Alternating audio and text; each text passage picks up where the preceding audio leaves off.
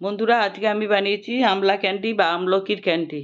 একদম বাজারের মতো সাদা ধবধবে, আর খাওয়ার সময় কোনো কষা ভাবও আসবে না। এই জন্য আমাকে কয়েকটা প্রসেসের মধ্যে দিয়ে যেতে হবে। আপনারা ভিডিওটা স্কিপ করবেন না, পুরোটা দেখবেন, না হলে আপনারা বুঝতে পারবেন না। চলুন আপনাদেরকে দেখাই। নমস্কার বন্ধুরা, কেমন আছেন সবাই? আশা করি ভালো আছেন। আমাদের এসএস ফ্যামিলি কিচেনের তরফ থেকে স্বাগত জানিয়ে আজকে আমি বানাচ্ছি আমলকির ক্যান্ডি বা আমলা ক্যান্ডি। এখানে বন্ধুরা আমি দুটো ট্রের মধ্যে হাফ কেজি আমলকি নিয়েছি। দেখুন এই আমলকিটা কীরকম সাদা। আর এই আমলকিটাকে আমি এখন ডিপ ফ্রিজে রেখে দেবো 24 ঘন্টার জন্য। তারপরে আমি দেখাচ্ছি কিভাবে সাদা হবে।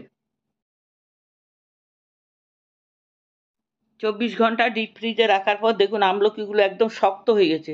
এবার আমি বের করে নিয়ে আমলকিটাকে ছাড়িয়ে নিচ্ছি। দেখুন কত সহজভাবে ছাড়ানো যাচ্ছে। এখনই ঠান্ডা অবস্থায় আমি একটা ছাড়াচ্ছি শক্ত অবস্থায়। আপনারা আধ ঘন্টার মতো বাইরে বের করে রাখবেন, তারপরে এইভাবে ছাড়িয়ে নেবেন। দেখবেন কত সহজে ছাড়ানো যায়। এইভাবে ছাড়িয়ে নিলে পুরো আমলকিটা সাদা ধবধবে হবে, কোনো কষা ভাব আসবে না, কালোও হবে না। দেখুন আমলকিটাকে কি সুন্দর ছাড়ানো যাচ্ছে।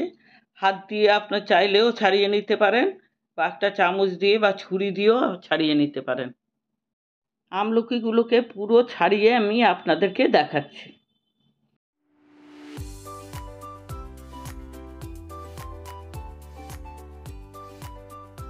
সব আমলকিগুলো আমি ছাড়িয়ে নিয়েছি। আগে একটা ট্রে ছাড়িয়ে রেখেছিলাম, আর একটা ট্রে আপনাদেরকে দেখালাম।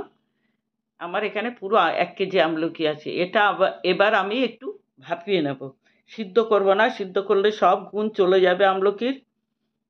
এইভাবে করলে বাচ্চারাও দেখবেন অনায়াসে খেয়ে নেবে। আমলকির আচার বা অন্য কিছু করলে বাচ্চারা খেতে চায় না, কিন্তু এইভাবে ক্যান্ডি বানিয়ে যদি বাচ্চাদের হাতে দেওয়া যায়, বাচ্চারা খুব ভালোবেসেই খেয়ে নেবে। এটা আমলকি হলো সর্বগুণ সম্পন্ন একটা ফল, সবচেয়ে দামি ফল। আমি এবার সব আমলকিগুলোকে সাজিয়ে নিয়ে 7-8 মিনিটের জন্য ভাপিয়ে নেব, যতক্ষণ না আমলকিটা ফেটে ফেটে যায়। আমলকিটা দেখুন এবার ফেটে গেছে। বেশিক্ষণ ভাপালো বেশি নরম হয়ে গেলে অসুবিধা আছে, আমলকিটা ছাড়ানোর সময় ভেঙে ভেঙে যেতে পারে। কারণ এটা আমলকির ক্যান্ডি হবে, সেই জন্য গোটা গোটা থাকা প্রয়োজন। একটা গরমই ছাড়িয়ে দেখালাম, বাদ বাকিগুলো ঠান্ডা হলে ছাড়িয়ে আপনাদেরকে দেখাচ্ছি। বন্ধুরা, স্কিপ না করে ভিডিওটা পুরোটা দেখবেন। ভালো লাগলে একটা লাইক করবেন, কমেন্ট করবেন। আর যারা আমাদের চ্যানেলটাকে এখনো সাবস্ক্রাইব করেননি, তাদের কাছে সাবস্ক্রাইব করার অনুরোধ রইল।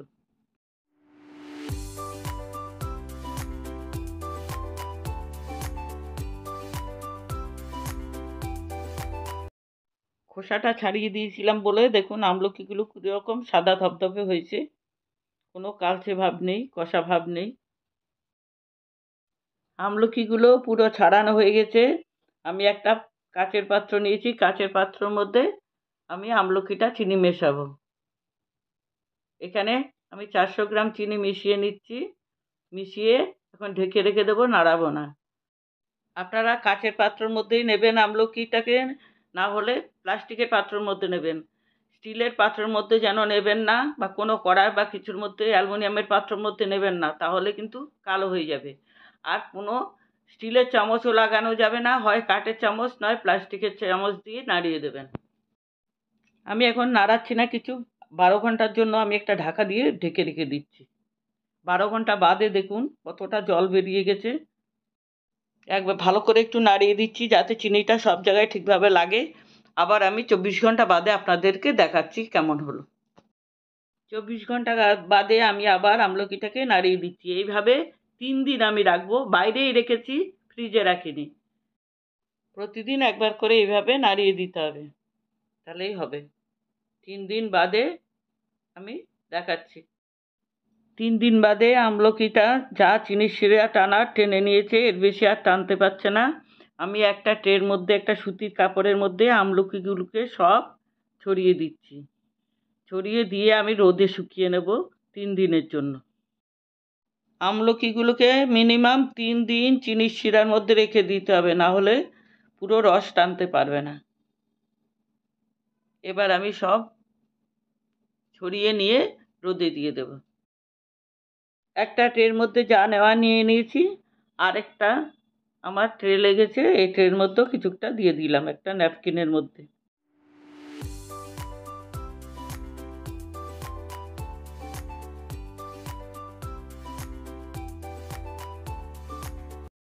চিনির শিরাটা পুরো টেনে নেওয়ার পর দেখুন আমার এতটা শিরা এখনো বেঁচে গেছে। এটা আমি একটা বয়মের মধ্যে ভরে রাখবো, কোনো শরবতের কাজে লাগাবো। এবার আমি আমলকিগুলোকে নিয়ে রোদে দিয়ে দিলাম। 3 দিন রোদ খাওয়ানোর পর আমলকিগুলো শুকিয়ে গেছে, দেখুন কোনো কালচে ভাব নেই, একদম সাদা ধবধবে। আর হাতের মধ্যে কোনো চিনির কিছু লাগছে না হাতে। এবার আমি একটা জায়গায় করে নিচ্ছি আমলকিগুলোকে।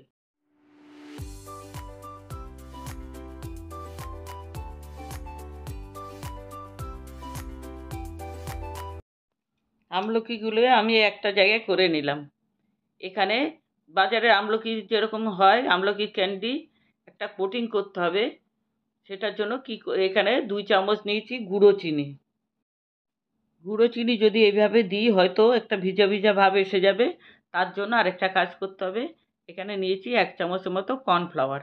2 চামচ চিনি, 1 চামচ কর্নফ্লাওয়ার ভালো করে একটু মিশিয়ে নিচ্ছি। এবার মিশিয়ে নিয়ে আমি আমলকির মধ্যে সব কোটিং করে নেব। দেখবেন একদম বাজারের মতো লাগবে। এবার আমি ভালো করে মিশিয়ে নিচ্ছি। এই কর্নফ্লাওয়ারটা দেওয়ার জন্য চিনিটা আর ভিজে ভিজে যাবে না। তারপরে আরেকটা কাজ করতে হবে, ছোট একটা ন্যাকড়ার পুঁটলি করে তার মধ্যে কিছুটা চাল দিয়ে পুঁটলি করে দিয়ে দিতে হবে বয়মের মধ্যে। তাহলে চিনি যদি ভিজেও যায় চালটা অ্যাবজর্ব করে নেবে।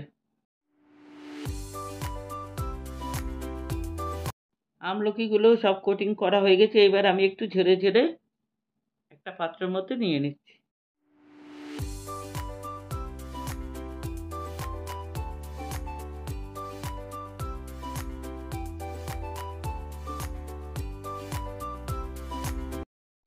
আজ তবে এখানে রাখছি, ফিরে আসবো অন্য কোনো নতুন রেসিপি নিয়ে। এতক্ষণ সঙ্গে থাকার জন্য ধন্যবাদ।